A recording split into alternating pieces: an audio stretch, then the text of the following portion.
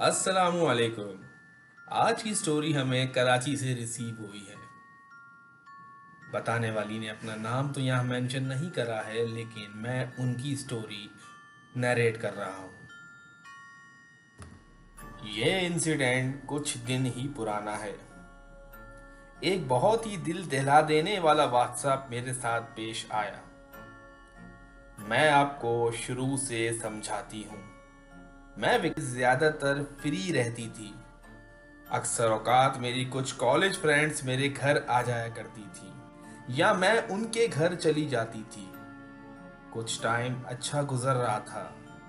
मैं और मेरी क्लास की 4 फ्रेंड्स, मैं उनका नाम मेंशन नहीं करूंगी क्योंकि बिना पूछे नाम मेंशन करना अच्छी बात नहीं है।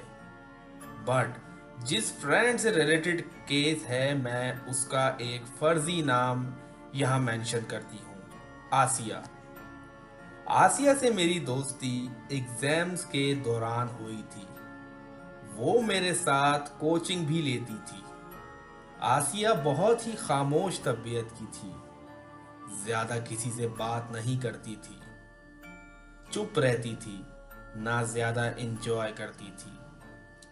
हम उसको अपनी फनी लैंग्वेज में सुन बुलाते थे। उसको अगर किसी काम के लिए भी बुलाना होता था तो बहुत कन्विंस करना पड़ता था, उसके बाद मानती थी वो। अभी सब कुछ नॉर्मल चल रहा था, जैसे चलता है। मामलात ईद से एक हफ्ते पहले से बदलना शुरू हुए। आसिया का बिहेवियर काफी चेंज होने लगा था। चेंज भी इतना ज्यादा कि फील हो रहा था।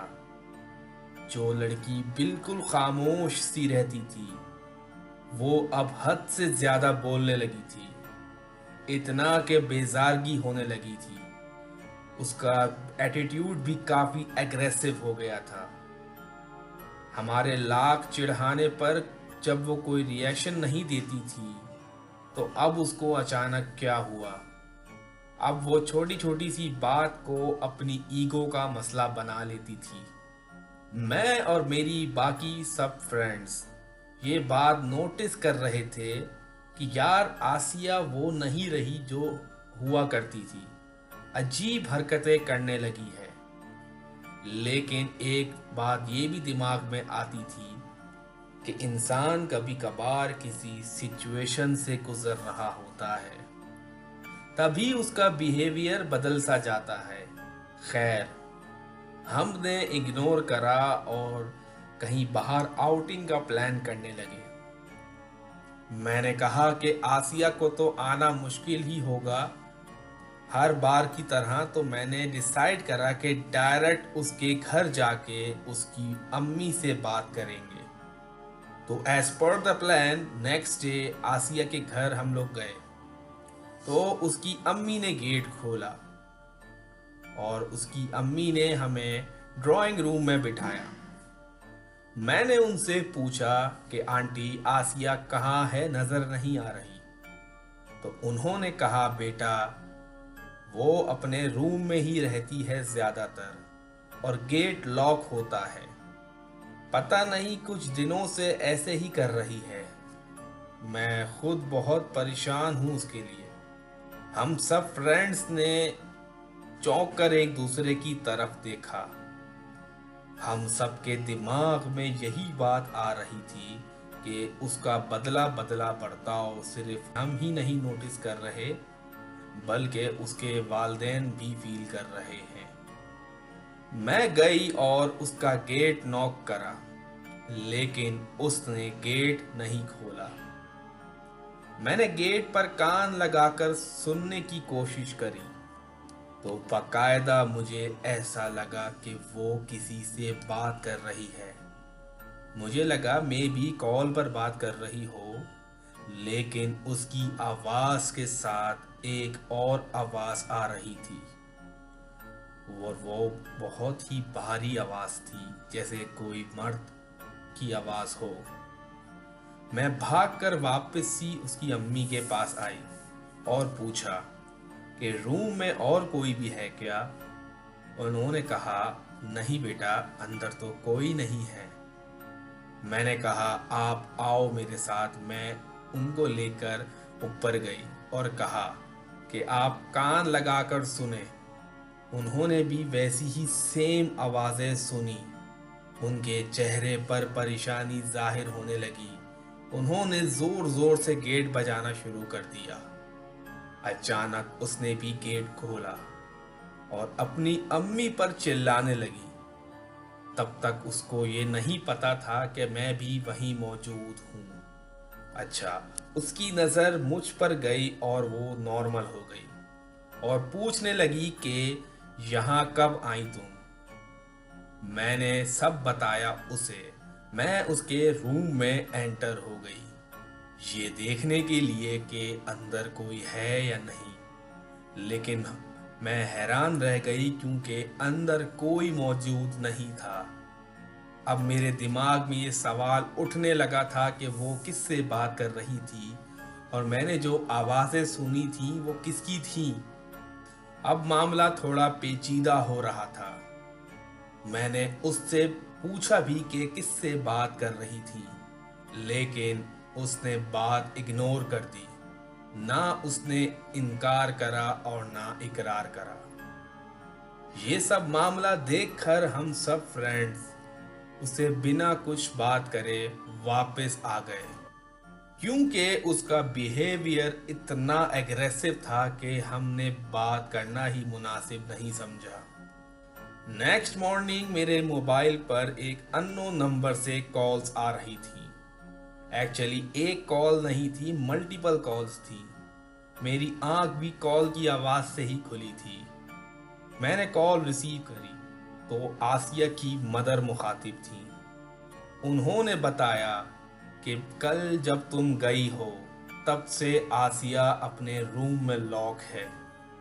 میں نے اور اس کے پاپا نے کئی بار نوک کرا، لیکن ہر بار اندر سے آواز دے کر وہ بول دیتی تھی کہ آئی ایم فائن، میں بزی ہوں، مجھے ڈسٹرب نہیں کریں۔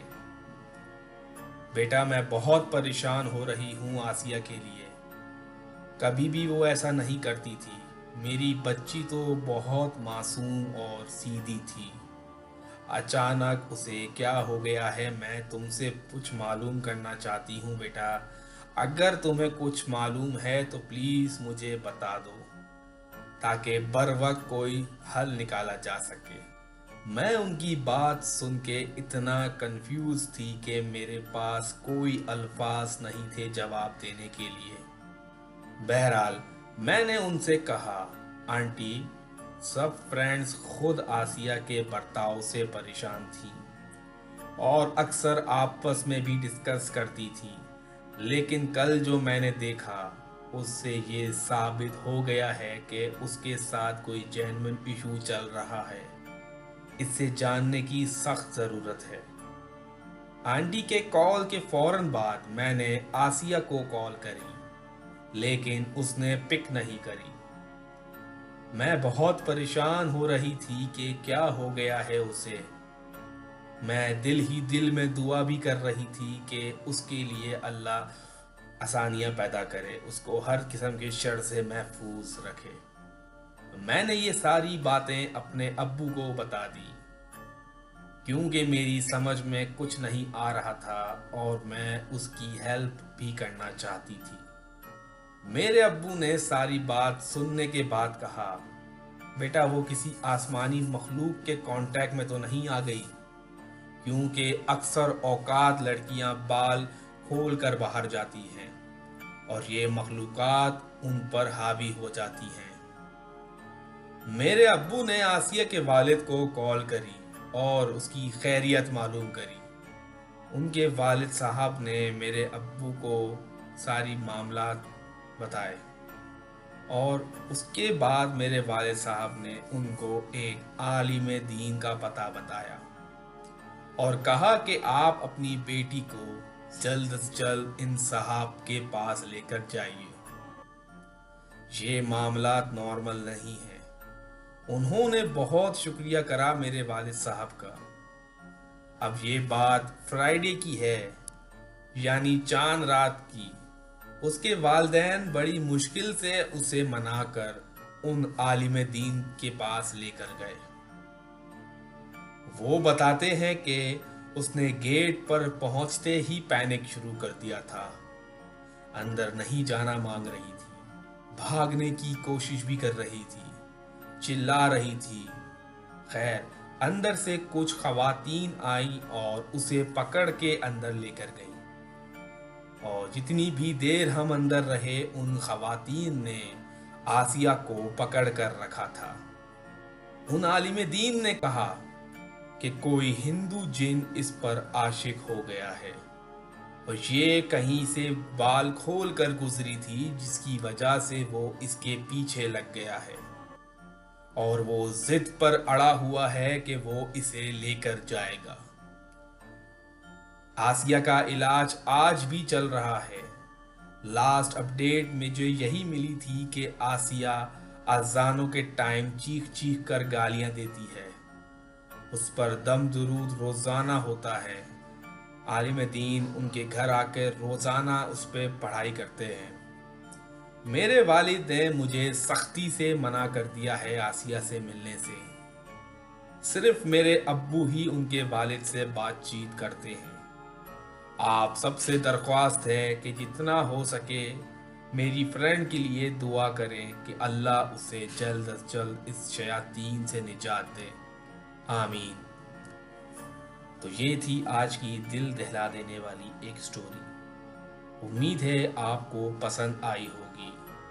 آپ سب سے درخواست ہے کہ اس لڑکی کے لیے جتنا ہو سکے درود پاک پڑھے اور دعا کیجیے تاکہ اللہ اس لڑکی کو اس شیاطین سے نجات دے، آمین۔